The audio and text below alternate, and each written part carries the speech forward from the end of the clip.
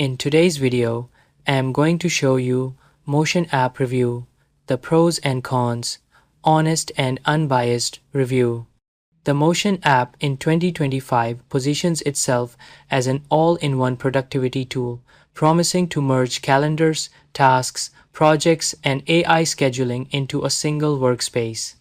Its biggest strength lies in the AI auto-scheduling feature, which dynamically arranges meetings and tasks depending on your priorities and shifting deadlines. For many users, this cuts down on wasted time and reduces the mental load of constantly deciding what to work on next. The interface is also sleek, integrates with major calendars like Google and Outlook, and gives users a unified view of both work and personal schedules. People with heavy workloads often describe it as a system that helps them stay more focused and organized. On the downside, Motion's pricing continues to be one of the biggest complaints in 2025.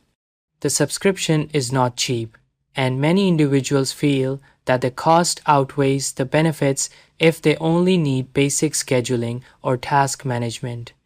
Technical issues are another recurring problem.